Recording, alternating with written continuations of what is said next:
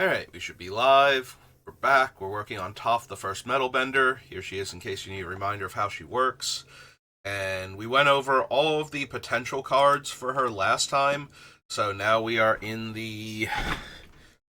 Roll the chair a bit closer. In the whittling down. So she is at 176 spells right now. And we kind of want to get her down to 60. So 116 cards need to go. And some of them are going to be real easy to get rid of, and some of them are going to not be at all. So let's just get right into it. Let's start by trying to find the ones that are just going to go because we have better options.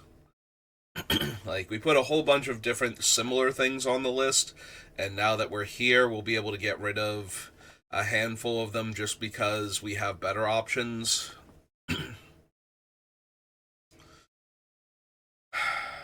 What super scary thing am I actually getting with Pattern of Rebirth? Like, I'm being completely honest, because we don't really have any particular Doomsday creatures. We can get back, or we can tutor up strong utility creatures, but I'm trying to think if there's any actually powerful artifact creature I need to go grab with this thing or something, and I don't think there is. I think this made it on purely because we are willing to sacrifice our creatures constantly, so this thing will tutor up something, and it doesn't make you pay for it when it does, so we can get way more than 4 mana's worth of value, but most of our creatures do not cost that much to begin with, so it's basically we can go get one of the Earthbenders, like the Jumpstart Toph or Boomy Unleashed, or we can go get something like the... Oh god, what's the actual name of it? The Kuldotha Forge Master. Like, those are the type of creatures we can go tutor up with that. And most of them are cheap enough that we probably just need, like, Aladdin Ree's Call. Maybe possibly adding in Worldly Tutor, but I don't think so. Aggravated Assault stays for right now because it generates infinite mana, and sometimes that's just a thing I want to be able to do. Also, infinite combat steps, so I can just win the game if somebody's vulnerable. I'm wondering if we cut Mere Retriever. I don't want...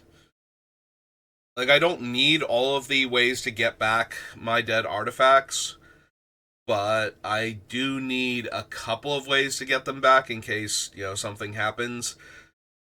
I might actually be able to cut Scrap Trawler. Even though it's very good at what it's doing, it still is limited to getting back something less expensive than the thing that died. So there's only a handful of cards that can get back my more expensive cards. So yeah, maybe it's Scrap Trawler. And just keep the ones that can get back any artifact regardless of casting cost. Scrap Trawler has the benefit, though, that the Trawler itself does not need to die in order to get back things, so if I'm sacrificing one of the more expensive cards, I can get back anything from the graveyard and probably still get the original thing back from earthbending effects, too, so... Ravager stays for right now, because we are throwing around a ton of 1/1 counters, so... Being able to put more counters onto this thing and then have it die to put its counters elsewhere is still decently powerful. We can probably lose Kiki. The upside to Kiki is that he can make copies of Earthbending Student, Earth Kingdom General, I think it is, and I don't think we're running the Badger Mole. He can make copies of the Badger Mole Cub, though. So, yeah, you can't copy any of the Boomies or any of the Tophs to Earthbend with. You can copy just about all of my artifact creatures, though. I think if I animate Mindslaver or Spine of Ishta, then I start running into actual legendary artifact creatures at that point. But the Forge Master and Most of my other powerful artifacts are not legendary, so yeah, I guess Kiki stays for right now.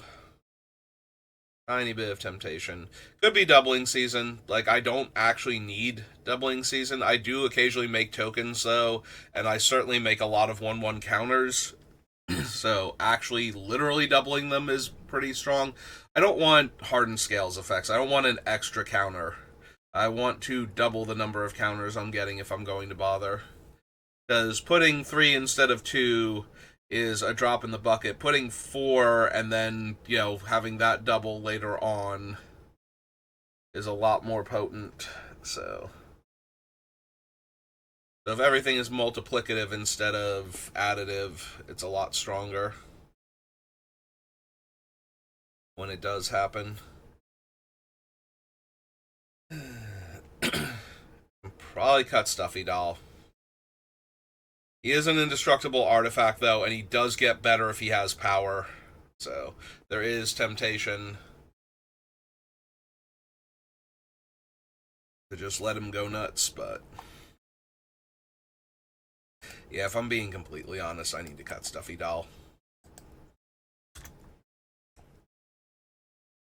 Urborg stays, Scape Shift. I did have the land denotation. Scape Shift stays, Prismatic Omen. Aethersworn Canonist can stay for right now. I don't necessarily need it, though. I am certainly casting... Didn't need to hit the mic there. I am certainly casting enough artifacts that I probably don't need to be able to cast spells also. But it does leave me a little bit vulnerable to some things. If I've cast a non-creature, or non-artifact spell, rather, and then somebody goes for their one of non-artifact spell for the turn as an instant that destroys a bunch of my things, I won't be able to protect them anymore. So it's only what I've been able to earthbend onto that gets saved. It's really good at disrupting combo decks, though. Like, if I sense that I'm going to be up against a combo deck, I can actually just get the Canonist out and force them to kill it first before they can go off. The downside, of course, is that if they manage to kill it, then I won't. They'll have cast their one spell, but then it'll be dead, so they'll be able to keep casting spells. So I would need to have Earthbent onto it before that happens. Which is not impossible, and it certainly will stall them for a turn. The other problem is if they can instant speed kill it and then untap and kill it again.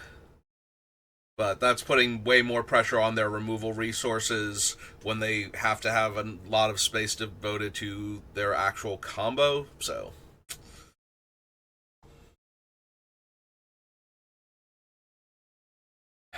Could be Lapse of Certainty.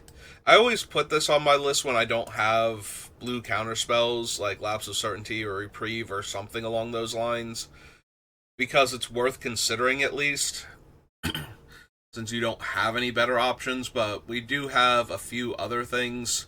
Not exactly the same, obviously. Like, if it's not a mass destruction spell, then Flawless Maneuver doesn't do much, and if it's not a targeted effect, Deflecting Swat can't save it, but I think I would rather have those as interactions for spells for the most part than Lapse of Certainty.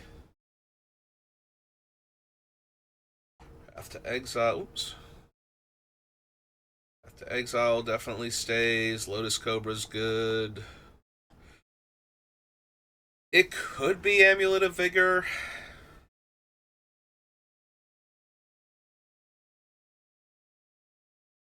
It is helpful, though, that all my stuff will come into play untapped with it, including my resurrected artifacts, because that really helps for the ones that go infinite but require tapping to use, like Mindslaver, if I can keep recurring it. Jester's Mask, what else? Any of the lands coming back, or my lands just coming into play, since, now I can have the surveil lands and the shock lands just get untapped by Amulet of Vigor.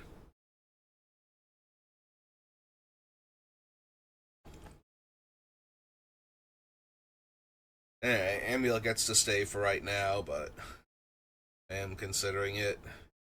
So your Sundial might be able to go. The 2 mana to draw the card every time is a bit much, and you have to pay the 2 mana immediately, whereas Tireless Tracker, you can pay the 2 mana at some other point in time, and it's making artifact tokens for the things that care about that.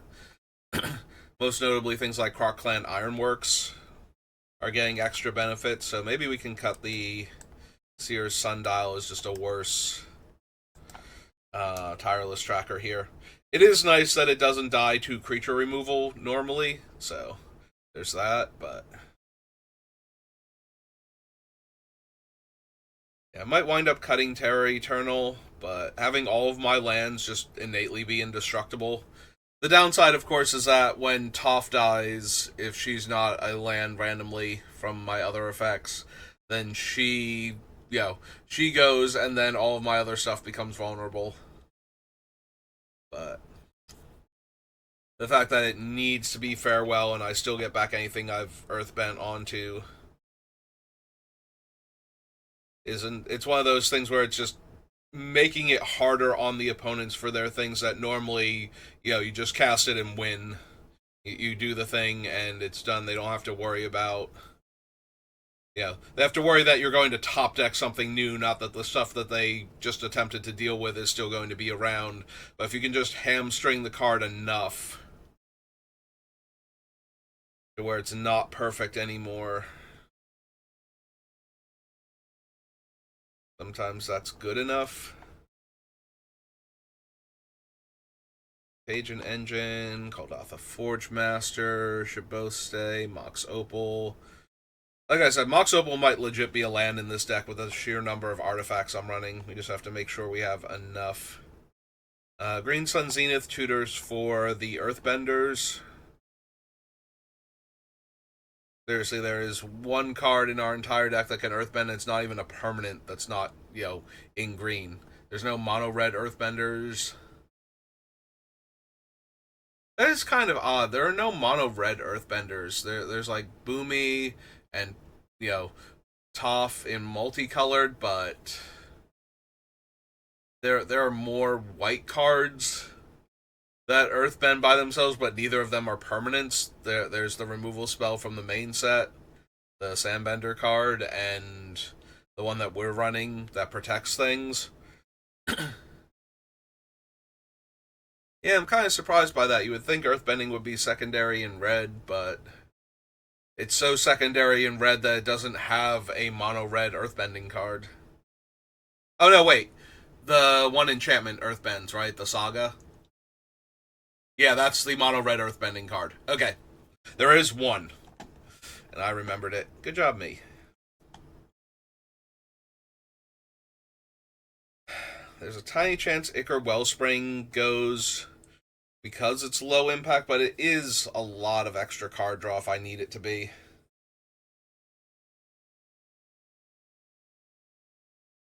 Like, it's always a cantrip, and then if we can Earthbend onto it, it's 2 cards for it dying, like 1 for it dying and 1 for it coming back.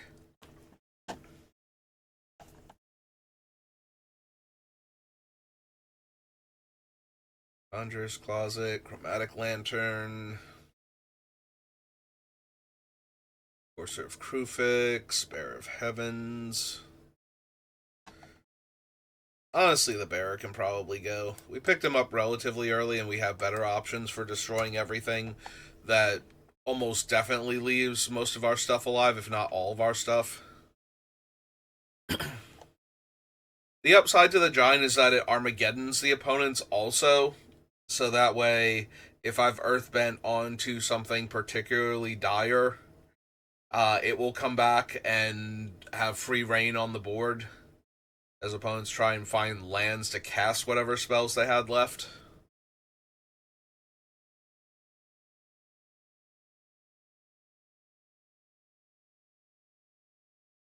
But we do have a few other cards that are kind of in that boat. Not fully though. Like we can't destroy all of the opponent's lands.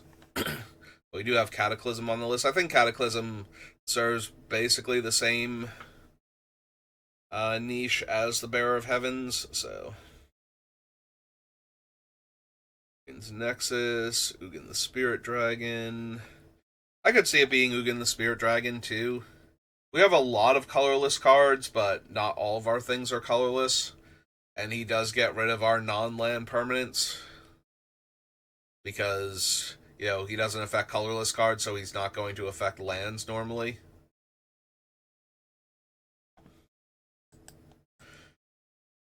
Yeah, I can see getting rid of Ugin. Other Ugin is much better in this deck anyway. You have so many colorless spells to cast. Omnath stays for right now. Retreat to Ameria stays. Tireless Tracker.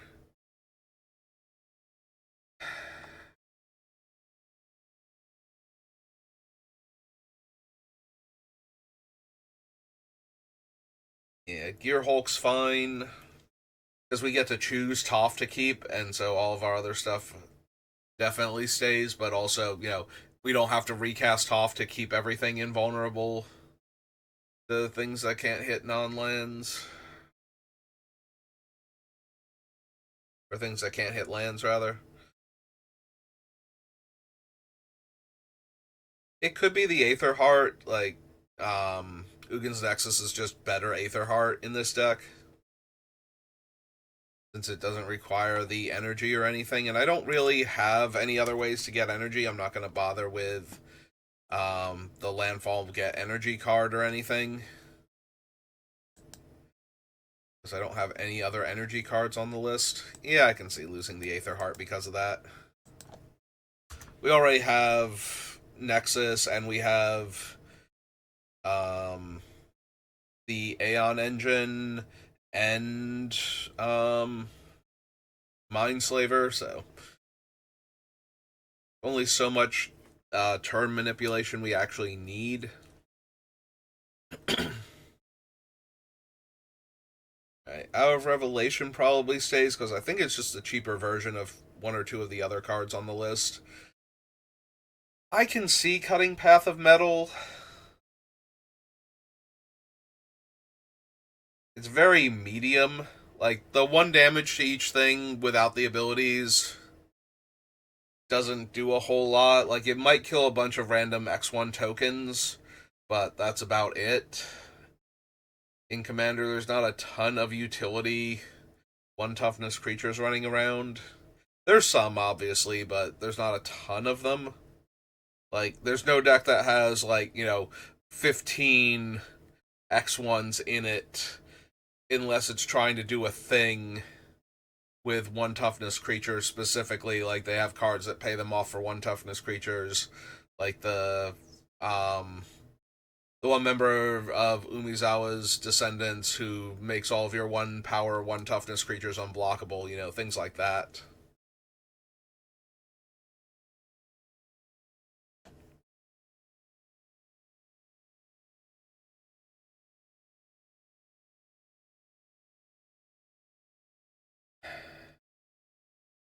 Yeah, destroy a random creature that attacked this turn is okay. It stops players from attacking with 1 giant creature that's not indestructible. If I can flip it, but yeah, honestly, it was cool that we can run it because all of our lands will have haste when we animate them from Toph, so having enough creatures to attack with, and we're encouraged to attack with them because they don't stay dead if they get blocked, so we can get them to come back again.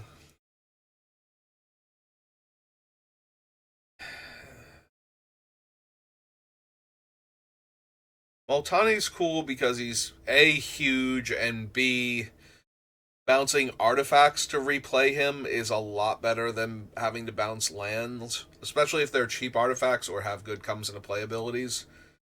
But at the end of the day, he's just a very large creature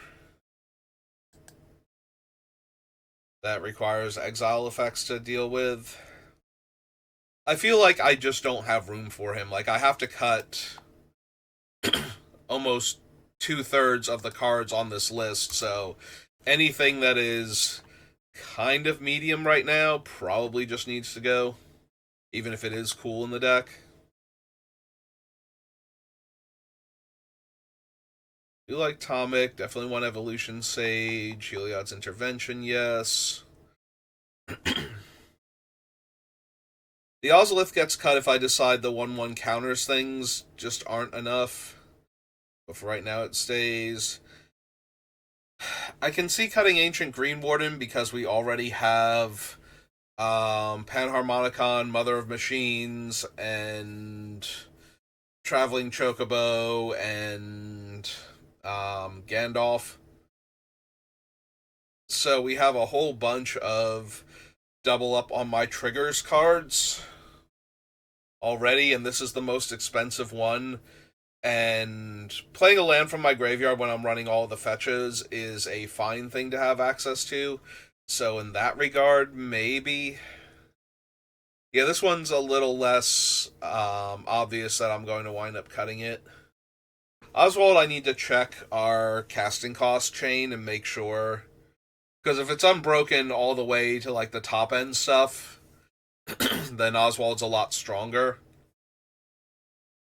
But if he can't go from like 5 to 6, for example, if I have like a bunch of 5s and a couple of 7s but no 6s in the deck, then he kind of loses it. Also, I have to keep track of all of the ones that we cut to make sure he still has options.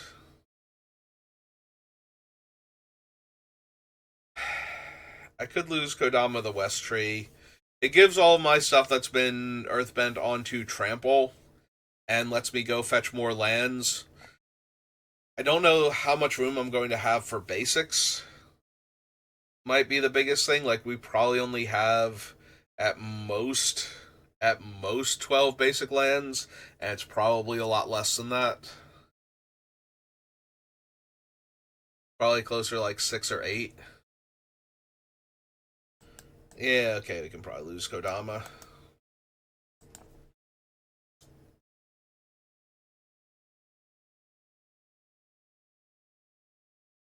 Bootlegger Stash is nice because it's making artifacts for the cards that care about that, but we don't have a ton that care about artifact tokens entering. Like, I'm not running things like the 2/3 from Edge of Eternities that deals a point of damage when an artifact or creature enters under my control.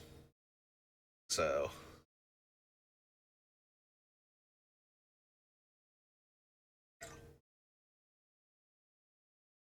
mm,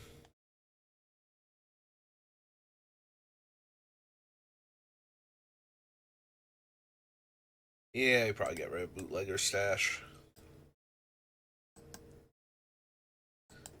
Cut that. That's 11. Right, let's cut these off the list. So 165.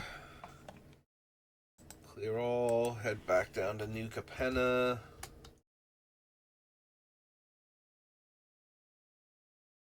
Tap my non-token artifact to add a green. Tap 2 non-token artifacts to exile my top card, and I can play it this turn.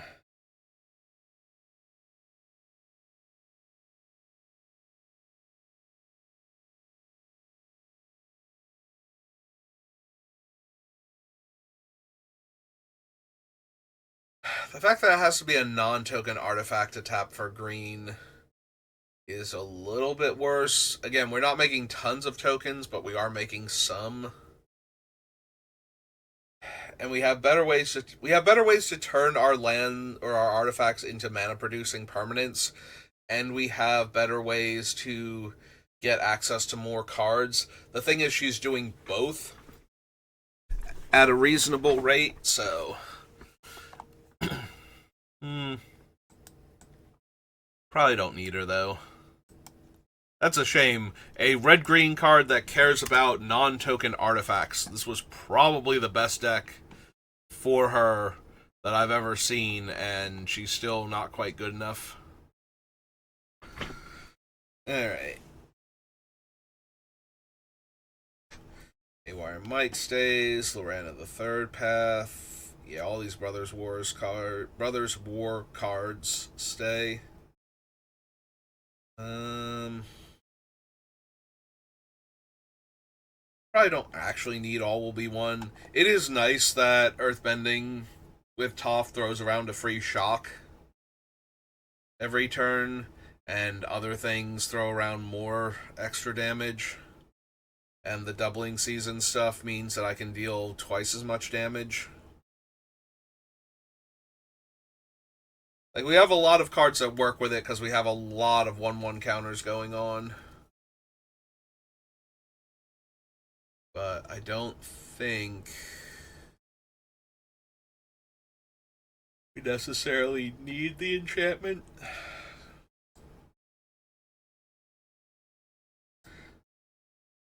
If you could animate All Will Be One and give it Infect, it just wins the game, doesn't it? Like, the second anybody gets a counter from me, it just immediately kills everyone. Oh, I'm gonna deal damage to you, and hey, I dealt damage as poison counters, which means you got poison counters, which means I deal damage to you, and so on until you're dead, and then with the trigger, I can deal the damage to the next player in line and just mow everybody down.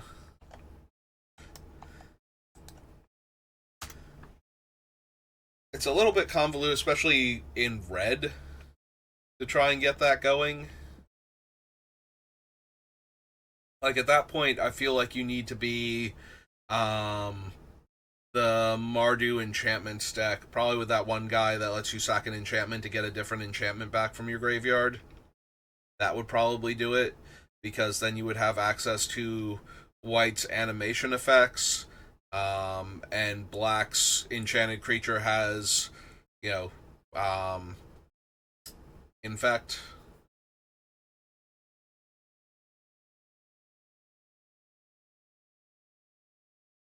That way you're not just limited to um, things like the grafted exoskeleton or something, I think it is. Anyway, keep Elshnorn.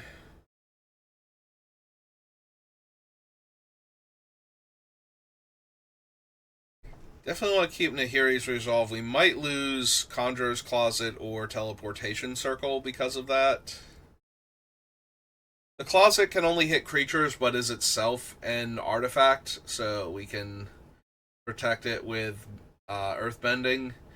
The Teleportation Circle is an enchantment, so it's not an artifact. We can't protect it, but the flip side to that is I believe it can blink artifacts as well without having to um animate them first. So that can be really helpful. And of course, Nahiri's thing is over here trying to do both to the extreme degree and giving me a like power-based anthem.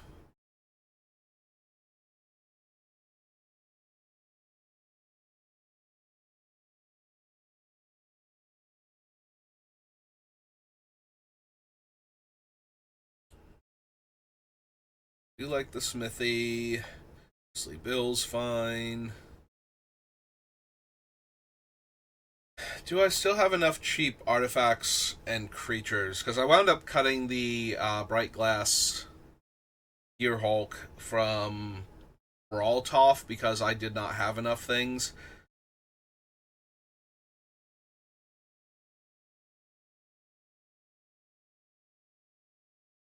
Let's go cut these two off the list. I want to see how many things we actually have that we can tutor for. So Soul Ring is 1. Zoran Orb's 2. I have to remember I can get enchantments also. Goblin Welder's 3.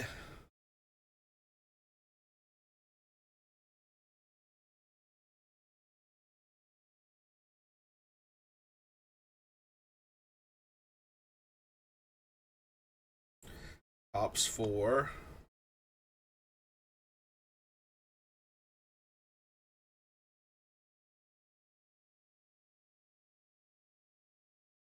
Yeah, can't get that. Amulet's 5. Opal 6.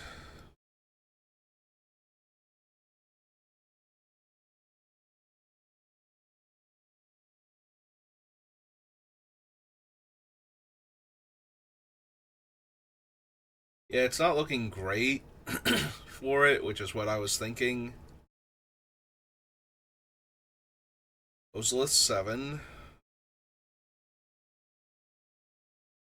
Oh, I can get the artifact lands too, so Darksteel is 8. I wasn't thinking that, but it's not non-land, so the artifact lands are fetchable.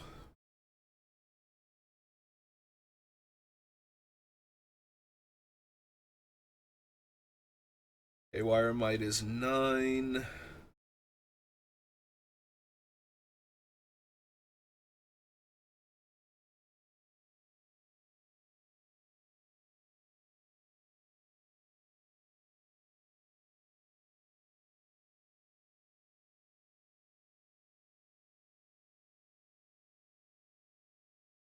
Those.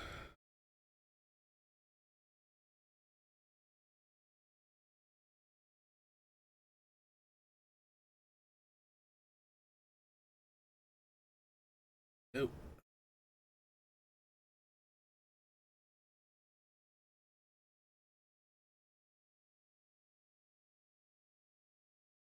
No.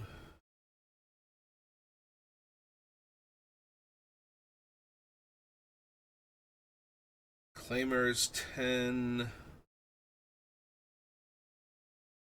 Sentinel's 11. 12, 13, 14 with the bridges.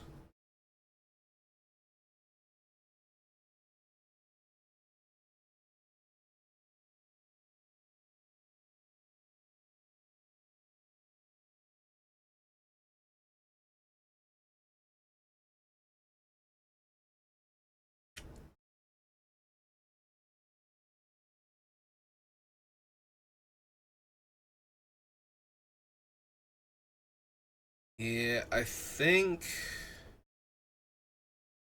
we're gonna wind up cutting it. And the reason for that is so we've got 14 targets for it, which is enough to make it worth considering, but it's still very difficult to cast at the double green, double white. And nothing it's getting is absolutely essential for the deck. So it's only getting.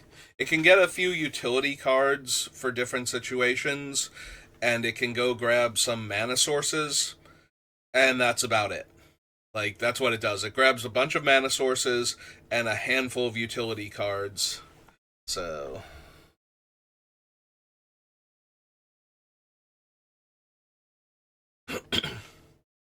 We did cut those two off the list, so I think we can cut the Bright Glass for the same reason I wound up cutting it from Brawl. Is that. Well, Brawl didn't have enough targets to begin with, and here it has enough, but they're not things that I desperately need to tutor for once I have double green, double white to cast this thing with. Like, tutoring for any of the comes into play tapped artifact lands is fine, not essential though. Getting like a Soul Ring and one of my other creatures also fine, also not amazing at that point.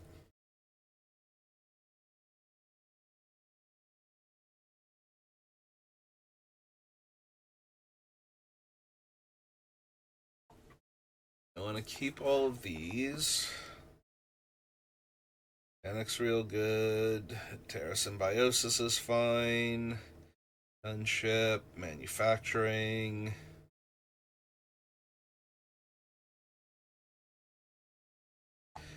Do you think we lose the Boulder for the same reason I lost him in the Brawl deck? He has to be able to attack comfortably to get his trigger, and that's not always going to be the case, so. I think we lose the Planetarium. It's just a very powerful colorless card, and I'm sure I'm going to jam it into some of my commander decks at some point in time, just for the raw power of it, but I don't think I necessarily need it here.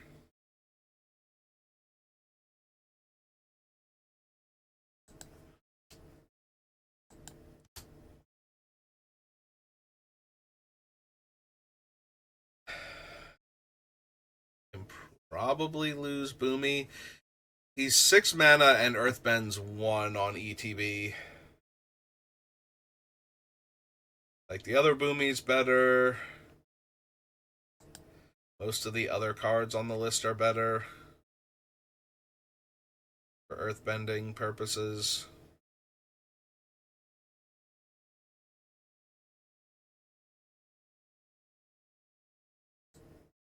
Yeah, I can see losing Boomy. It's really nice that when he attacks, he gets to put counters on all of my things, but it's not really essential here.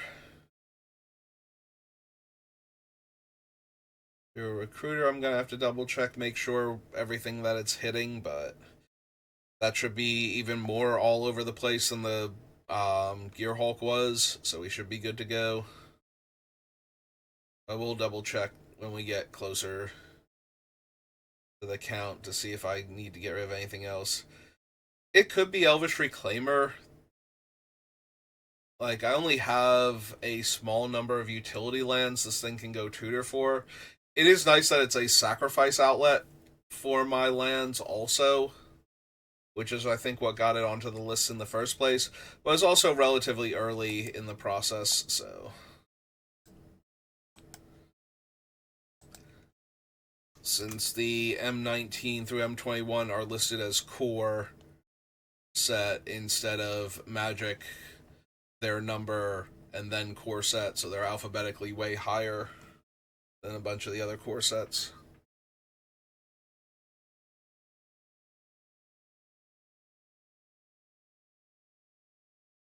Go get rid of Leyline of Abundance. Leyline of Abundance does not actually animate any of my lands into creatures. It does make them tap for more mana once they are animated, though. You can probably lose Leyline, honestly. Spawn Hydra can stay. I think play of the game goes. It's just a more expensive version of similar effects that we have on the list already, and nobody's going to help me pay for it when it's good for me, so. Keep the Torque. Tireless Provisioner, yes.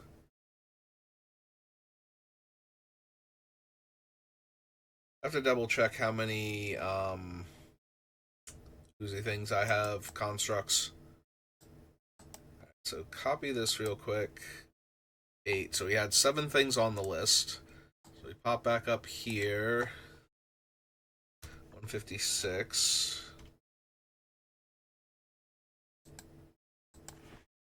Alright, construct.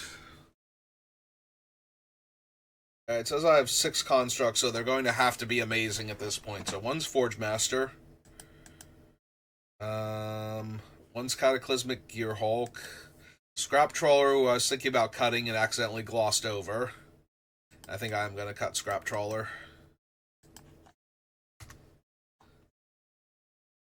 Alright, so we're back down to 2. 3 Combiner itself. Oh, and it mentions Construct. So, Tiller Engine. Okay, so yeah, Scrapyard Recombiner can also go. We just do not have the constructs for it.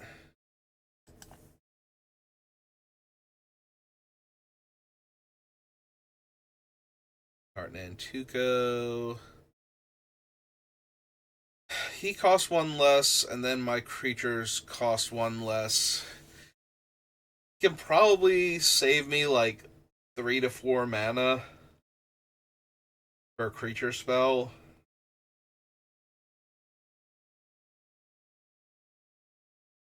It's just, I need to have the creatures in hand to cast and not be worried about a Wrath when I've already built out the board to the point where I'm getting that discount. Yeah, I can see losing him, actually.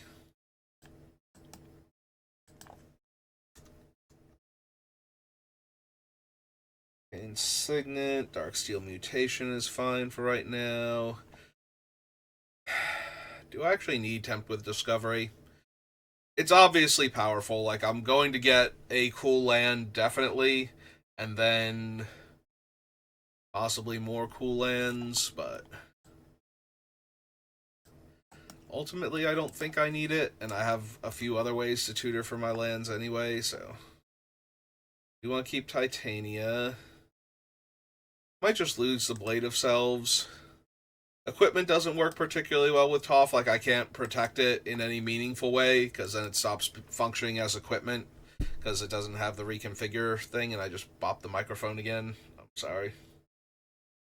Um, yeah, I think I can lose the Blade of Selves. Probably also lose the Aeon Engine. It's just a more janky and complicated version of some of the other cards I'm running. So, Dismantling Wave is fine for right now. I might have too much specific artifact and enchantment destruction. In fact, I feel like I do because I have Aura Shards, Heliod's Intervention, and Force of Vigor, and this thing, so I'm not going to have room for all of them. So I think I get rid of this one over getting rid of Force of Vigor. I think it's close, but there'll be times where one opponent has like a bunch of powerful artifacts or enchantments, and I need to destroy multiples to break up their combo. Whereas Dismantling Wave gets rid of one of them and then gets rid of stuff from other players.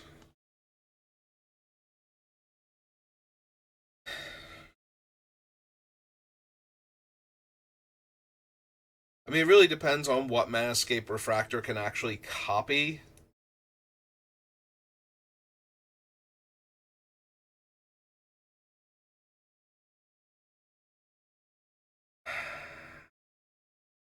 Oh, right. Angel of the Ruins is also a kill an artifact or enchantment card. I have her as a top end in Brawl, but I don't think I actually need her here. You also don't have access to Aura Shards on Brawl, as far as I know. If I do, I completely missed it. So having a thing that can get rid of multiple artifacts and enchantments at a time is a bit more of a thing on Brawl.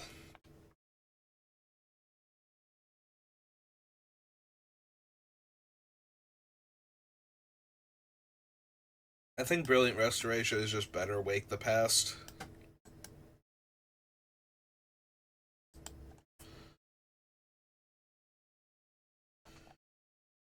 Yeah, probably don't need the Comedy of Celebration either.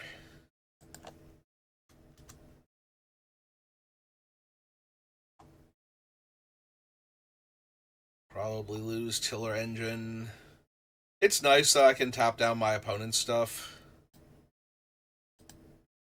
My things come into play. There are going to be times when I can use this to tap a whole bunch of things, basically tap them out of blockers or something. Just by sacrificing a bunch of stuff and having it come back tapped.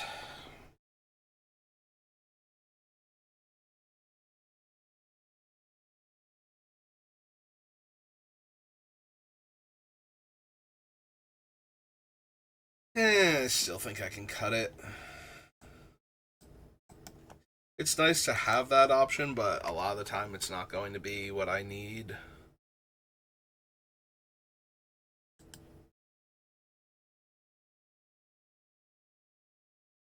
Keep Uncivil Unrest.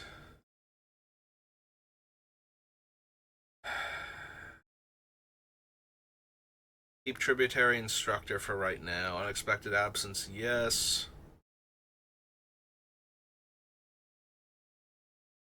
Edgar's really good, especially since I don't have access to, what's her name? Emery.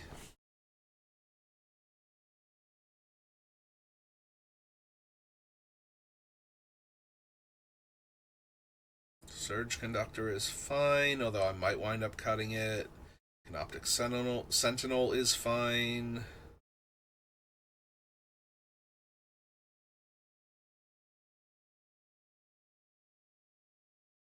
Crisis is okay for right now.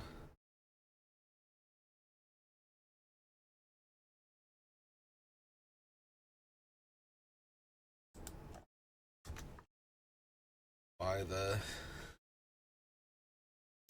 parentheses is on the other side of Crew 2.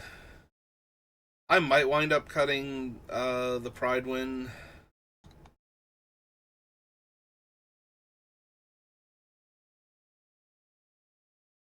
It is strong, though.